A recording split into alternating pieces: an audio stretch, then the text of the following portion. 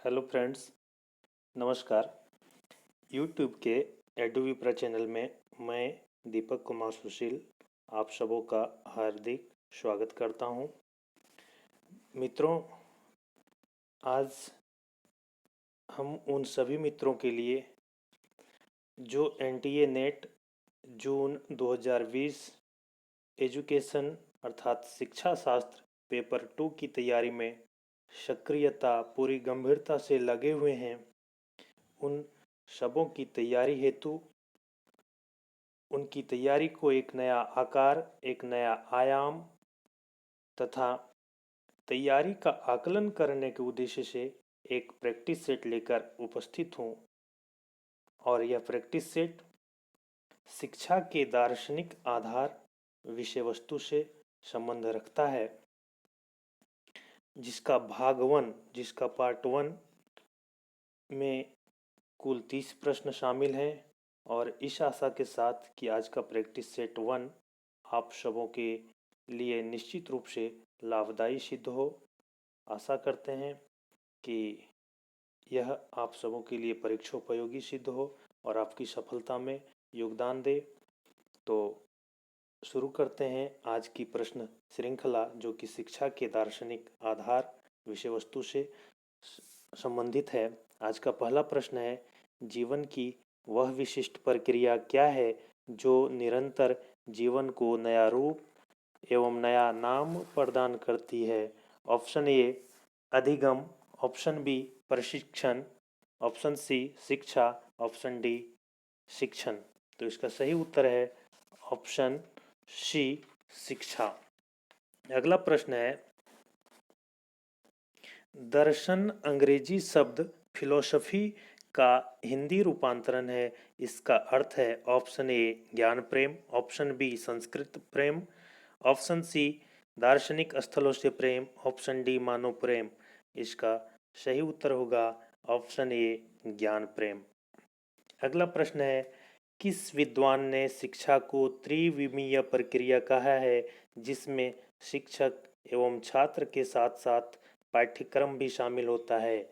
Option है ये John Dewey, B Rabindranath Tagore, C Gandhi ji, D Swami Vivekananda. तो इसका सही उत्तर है ऑप्शन ए जॉन डेवी। अगला प्रश्न है, भारतीय दर्शन का लक्ष्य है। ऑप्शन है ये आध्यात्मिक ज्ञान, बी भौतिक ज्ञान, सी सांसारिक ज्ञान, डी आध्यात्मिक, अधिभौतिक तथा अधिदैविक तीनों प्रकार के दुख का विनाश एवं अखंड आनंद की प्राप्ति। तो इसका सही उत्तर है ऑप्शन डी अर्थात आध्यात्मिक, अधिभौतिक तथा अधिदैविक तीनों प्रकार के दुखों का अंत, विनाश एवं अखंड आनंद की प्राप्ति ही भारतीय दर्शन का परम उद्देश्य है। अगला प्रश्न है, भारतीय दर्शन में ज्ञान की स्थिति पर विचार करें। ऑप्शन है ये भारतीय दर्शन को दो भागों में बांटते हैं। ऑप्शन बी आस्तिक दर्शन के तहत वेदों में विश्वास किया जाता है, जो वेद को ही अपना प्रमाण मानते हैं। इनमें है न्याय, सांख्य, योग, वेदांत। ऑप्शन सी नास्तिक दर्शन, वेद को प्रमाणिक नहीं मानते हैं। इनमें है चारवाक, बौद्ध, जैन। ऑप्शन डी उपरोक्त सभी। तो इसका सही उत्तर है ऑप्शन डी उपरोक्त सभी, अर्थात भारतीय दर्शन दो भागों में बांटते हैं। इसमें न्याय, सांख्य, योग, वेदांत और वेदों में विश्वास किया जाता है। और नास्तिक दर्शन वेदों को प्रमाणिक नहीं मानते हैं। इनमें चारवाक, बौद्ध एवं जैन भी सम्मिलित हैं। अगला प्रश्न देखते हैं, शांति का देश जहां मुस्लिम जनता स्वतंत्र और प्रसन्न रूप से शासन करती है, क्या कहलाता है? ऑप्शन है ए कयामत, बी जिहाद, सी बहिश्त, डी दारुल इस्लाम। तो इसका सही उत्तर है ऑप्शन डी दारुल इस्लाम। अगला प्रश्न है, ज्ञानेंद्रियों से प्राप्त ज्ञान प्रत्यक्ष ज्ञान है और विशेषताओं के आधार पर प्राप्त करने वाला ज्ञान अनुमान ज्ञान है। आधिकारिक तौर पर प्राप्त ज्ञान क्या है? ऑप्शन है ए प्रत्यक्ष ज्ञान, बी शब्द ज्ञान, सी अनुमान ज्ञान, डी उपमान ज्ञान। तो इसका सही उत्तर होगा ऑप्शन बी शब्द ज्ञान। अगला प्रश्न देखते हैं, सुमेलित करें। एक तरफ वेदांत दर्शन सूची 1 में वर्णित है और सूची 2 में दार्शनिकों के नाम की सूची उपलब्ध है जिनका मिलान करना है। तो आइए देखते हैं कि अद्वैतवाद की विचारधारा का प्रतिपादन किन्होंने किया। तो इसका सही उत्तर होना चाहिए शंकराचार्य। विशिष्टाद्वैतवाद रामानुजाचार्य, द्वैतवाद माधवाचार्य, शुद्धाद्वैतवाद वल्लभाचार्य। अर्थात आमने सामने के जो मिलान है वो बिल्कुल सही हैं। तो इस दृष्टिकोण से ऑप्शन ए इसका सही आंसर हो जाएगा। अगला प्रश्न है, वेदांत दर्शन के प्रवर्तक माने जाते हैं। ऑप्शन है ए चैतन्य, बी बादरायण, सी माधवाचार्य, डी इनमें से कोई नहीं। तो इसका सही उत्तर है ऑप्शन बी बादरायण। अगला प्रश्न, निम्नलिखित कथनों में कौन असत्य है। ऑप्शन है ए रामानुज के अनुसार आत्मा की सर्वोच्च स्थिति मोक्ष में भी आत्मा एवं ब्रह्म का भेद बना रहता है, बी रामानुज के अनुसार शिक्षा में केवल जगत को महत्व दिया जाना चाहिए, सी विशिष्टाद्वैतवाद में अर्थार्थ ज्ञान को विशेष महत्व दिया गया है, डी उपरोक्त में से कोई नहीं। तो इसका सही उत्तर देखते हैं ऑप्शन बी रामानुज के अनुसार शिक्षा में केवल जगत को महत्व दिया जाना चाहिए। अगला प्रश्न है, वेदांत के संबंध में कौन सा कथन सही है। ऑप्शन ए वेदांत का उद्देश्य मानव को आत्म तत्व के प्रकाश द्वारा ब्रह्म दर्शन कराना है। ऑप्शन बी मुक्ति कोपनिषद के अनुसार उपनिषदों की संख्या 108 है। सी अकबर के शासन में अल्लोपनिषद की रचना हुई जिसका संबंध अल्लाह से था। ऑप्शन डी उपरोक्त सभी। तो इसका सही उत्तर होगा ऑप्शन डी उपरोक्त सभी। अर्थात ये ऊपर के दिए हुए सारे कथन सत्य हैं। अगला प्रश्न है, शिक्षा का दर्शन पक्ष किस पर आधारित है। ऑप्शन है ए शिक्षक शिक्षार्थी एवं शिक्षक संरक्षक का संबंध, बी शिक्षण विधि एवं शिक्षण सामग्री, सी पाठ्येतर क्रियाएं एवं गृह कार्य, डी उद्देश्य एवं पाठ्यक्रम। तो इसका सही उत्तर होगा ऑप्शन डी उद्देश्य एवं पाठ्यक्रम। अगला प्रश्न है, आदि शंकराचार्य के अनुसार निम्नलिखित पर विचार करें। ऑप्शन है ए माया ईश्वर की शक्ति है, बी माया जगत की सृष्टा है, सी माया भाव रूप है, ऑप्शन डी ये सभी। तो इस प्रश्न का सही उत्तर होगा ऑप्शन डी अर्थात ये सभी कथन सत्य हैं। अगला प्रश्न है, शंकराचार्य के अनुसार सृष्टि प्रलय जीवन आदि का महत्व क्या है। ऑप्शन है ए परमार्थिक, बी व्यवहारिक, सी ए और बी, डी इनमें से कोई नहीं। तो इसका सही उत्तर होगा ये परमार्थिक। अगला प्रश्न है, शंकराचार्य के अनुसार तत्व ज्ञान में परम सत्य निम्नलिखित में क्या है। ऑप्शन ए ब्रह्म, बी ईश्वर, सी जड़ तत्व, डी वस्तु जगत। इसका सही उत्तर होगा ऑप्शन ए ब्रह्म। अगला प्रश्न है, इस्लाम दर्शन के अनुसार शिक्षा का उद्देश्य है। ऑप्शन है ए आध्यात्मिक एवं भौतिक विकास, बी सामाजिक विकास, सी सांस्कृतिक विकास, डी उपरोक्त सभी। तो इसका सही उत्तर है उपरोक्त सभी। अर्थात आध्यात्मिक भौतिक सामाजिक एवं सांस्कृतिक विकास ही इस्लाम दर्शन का प्रमुख उद्देश्य है, लक्ष्य है। अगला प्रश्न है, रामानुज के अनुसार ब्रह्म ही ज्ञान की सृष्टि स्थिति तथा लय करता है, यह किस सिद्धांत पर आधारित है। ऑप्शन है ए ब्रह्म परिणामवाद, बी प्रकृति परिणामवाद, सी विवर्तवाद, डी इनमें से कोई नहीं। इसका सही उत्तर होगा ऑप्शन ए ब्रह्म परिणामवाद। अगला प्रश्न देखते हैं, सुमेलित करें। सूची 1 में बौद्ध दर्शन के संग्रह और सूची 2 में उनके संबंधित विषय क्षेत्र हैं, इनका मिलान करना है। तो आइए देखते हैं इसका सही मिलान क्या होगा। तो यहाँ त्रिपिटक का संबंध शिक्षा दर्शन संग्रह से है। वहीं अभिधम्म पिटक का संबंध धर्म संबंधी विवरण से है। सूत पिटक का संबंध नीति संबंधी विवरण से है, जबकि विनय पिटक का संबंध बुद्ध के दार्शनिक विचारों से मेल रखता है। तो इस दृष्टिकोण से ऑप्शन सी इसका सही विकल्प है।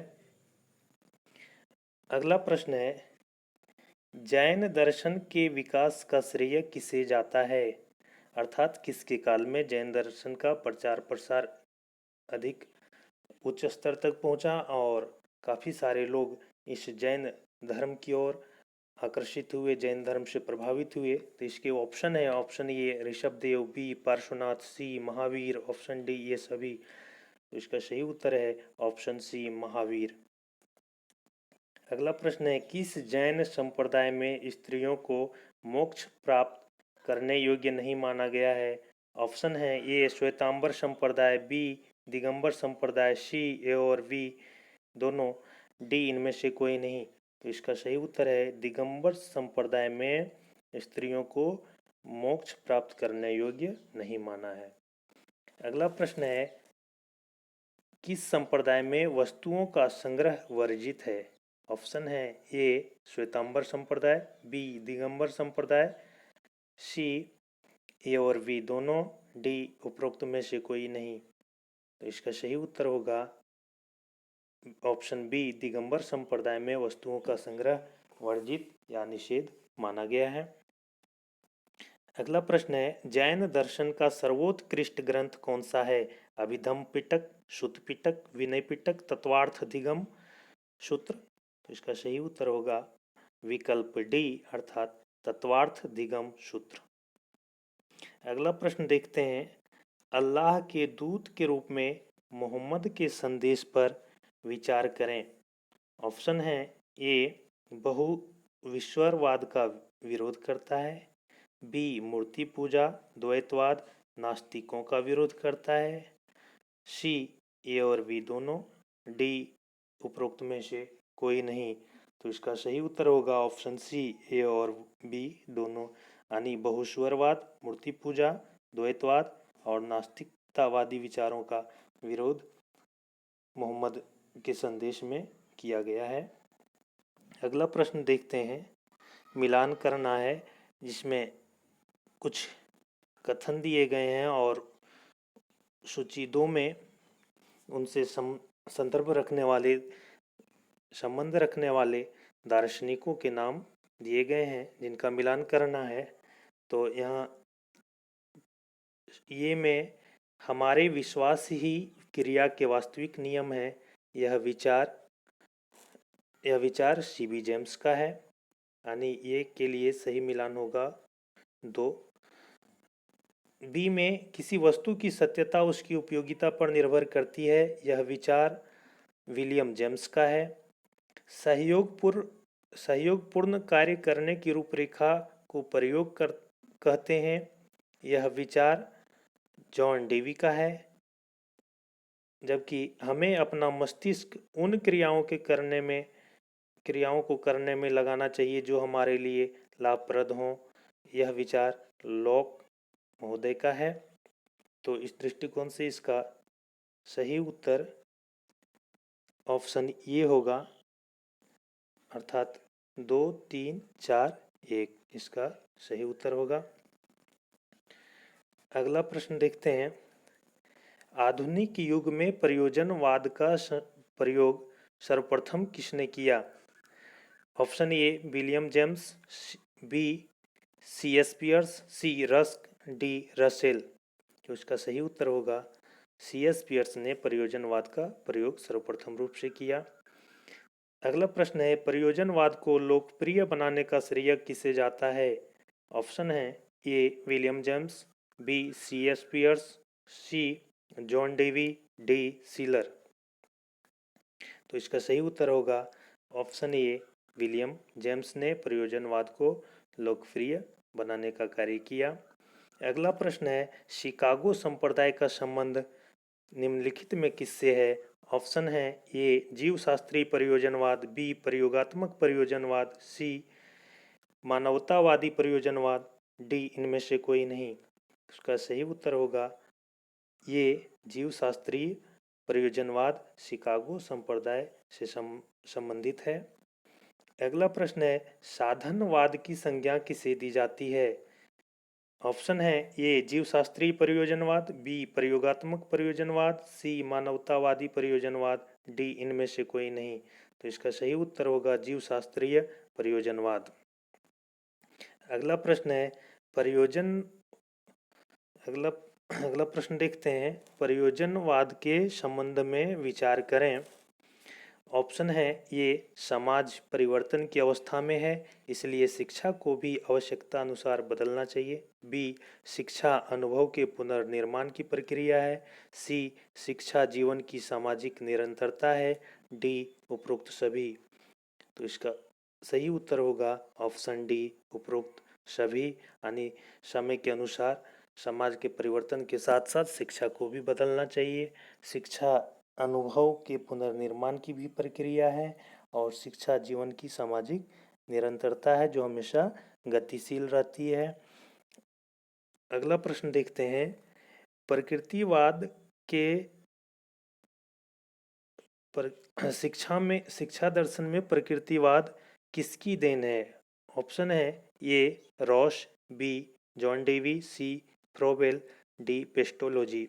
यह आज के प्रश्न श्रृंखला का अंतिम प्रश्न है और इसका उत्तर आपको बताना है।